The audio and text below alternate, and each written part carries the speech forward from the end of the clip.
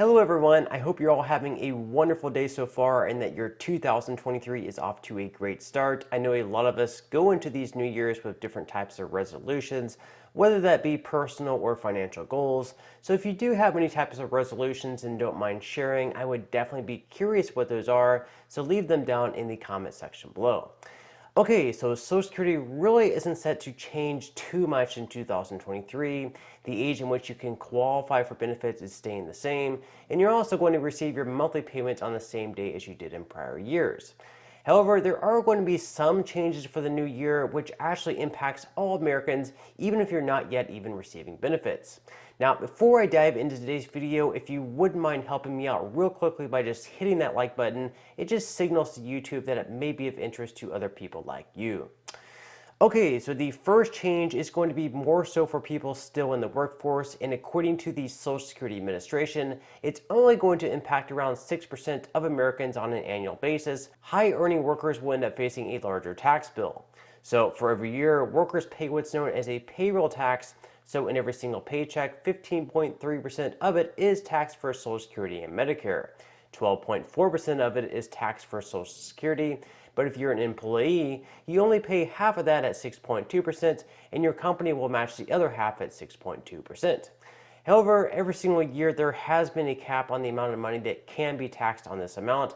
So in 2022, for example, the cap was set at $147,000 per year. This means the maximum you could have paid in tax for Social Security if you were self-employed paying it at 12.4% would have been $18,228. If you were considered an employee and your employer split this amount, you would have only paid half of that, of course, at $9,114.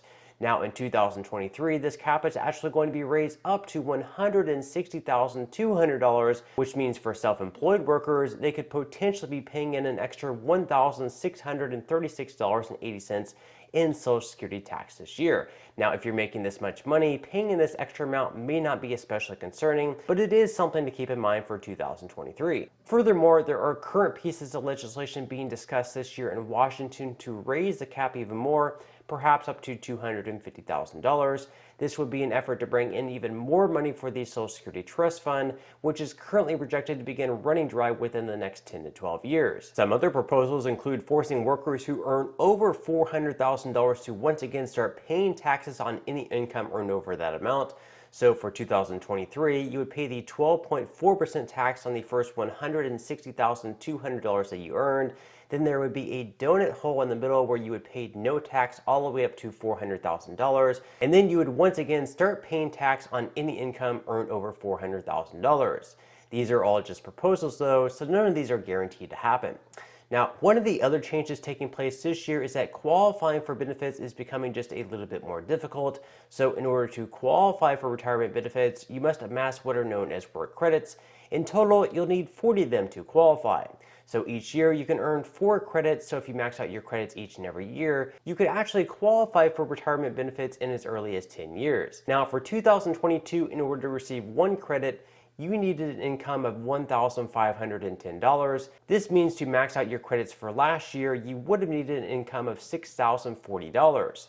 However, for 2023, the amount that you'll need to earn in order to receive a credit is receiving a small boost up to $1,640, or $6,560 if you wish to receive all 4 credits. Also, keep in mind these amounts are considered earned income, so sources of income such as gifts, dividends, royalties, or interest will not count towards achieving these credits. Now, one other change taking place in 2023, perhaps the one with the biggest impact, is that benefits will be seeing an 8.7% boost due to the cost of living adjustment.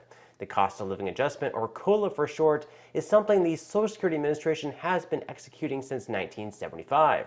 And the way these calculations have been figured over the years has changed, but since 1983, COLAs have been based on the increases in the CPIW from the third quarter in the prior year when compared to the same quarter of the current year. So when looking at the third quarter CPIW for 2022, it increased by 8.7% from the same quarter in 2021, so that's why those eligible will receive this amount.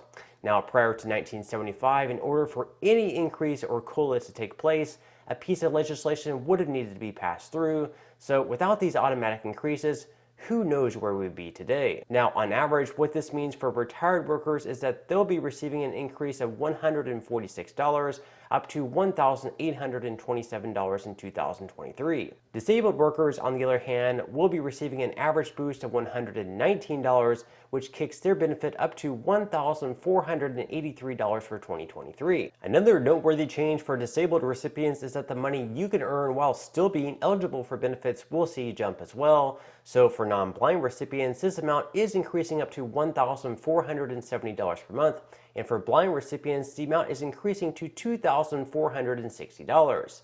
This will impact around 9 million Americans currently receiving disability benefits. Now, for SSI recipients, the maximum amount you can receive will also be seeing a boost up to $914 for 2023. But the SSI resource limits, however, will be staying exactly the same at $2,000 for individuals and $3,000 for couples. Furthermore, for retired workers who receive the max Social Security benefit, the amount you can receive will also be lifted up to $3,627 for the new year, an increase of $282. So as you can see, the 8.7% COLA due to all the inflation that we've experienced over the past year is by far the change that will see the biggest impact.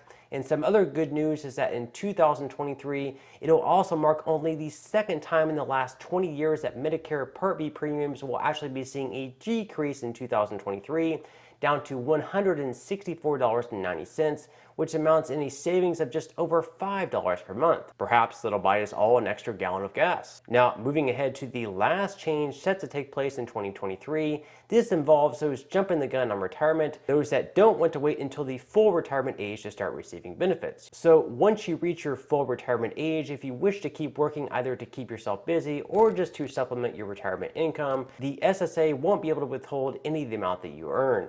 Sure, some of this money may end up being taxable by the IRS, but the SSA won't be able to withhold any of it in the meantime. However, for those below the full retirement age, things are just a little bit different.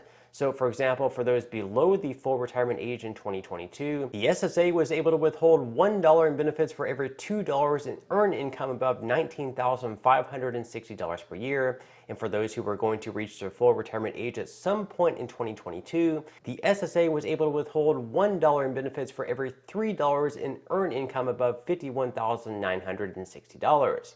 In 2023, these income thresholds are both changing for the better, meaning that if you're below the full retirement age, you can earn all the way up to $21,240 per year before having any of your benefits withheld.